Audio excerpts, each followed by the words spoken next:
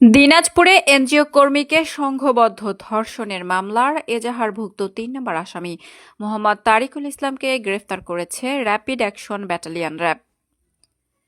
গতকাল রাত 10টার দিকে জেলার চিরিরবন্দর উপজেলার রানীর বন্দর বাজার এলাকায় অভিযান চালিয়ে তাকে আটক করা হয়।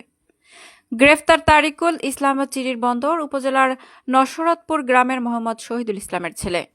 র্যাব সূত্রে জানা যায়, গত 28 জানুয়ারি দুপুর 1:30টার দিকে ভুক্তভোগী এনজিও কর্মীকে কৌশলে চিরিরবন্দরের নসরতপুর ফকিরপাড়া এলাকার একটি ভুট্টা খেতে নিয়ে যায় অভিযুক্তরা।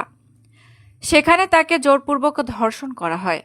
এ সময় ঘটনার ভিডিও ধারণ করে অপর এক আসামি। এক পর্যায়ে ভুক্তভোগী অসুস্থ হয়ে পড়লে তাকে ফেলে পালিয়ে যায় অভিযুক্তরা। এ ঘটনায় ভুক্তভোগী গত 31 জানুয়ারি চিরিরবন্দর থানায় নারী ও শিশু নির্যাতন দমন আইন ও পর্নোগ্রাফি নিয়ন্ত্রণ আইনে মামলা দায়ের করেন।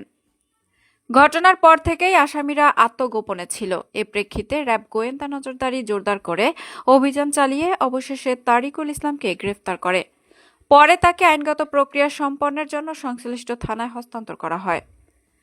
র্যাব 13 সিপিসি 1 দিনাজপুর ক্যাম্পের অতিরিক্ত পুলিশ সুপার ও সিনিয়র সহকারী পরিচালক বিপ্লব কুমার গোস্বামী বলেন, নারী ও শিশু নির্যাতনের মতো স্পর্শকাতর অপরাধ দমনে র্যাবের অভিযান অব্যাহত থাকবে।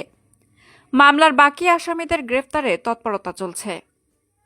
নিউজ ডেস্ক, দিনাজপুর বার্তা।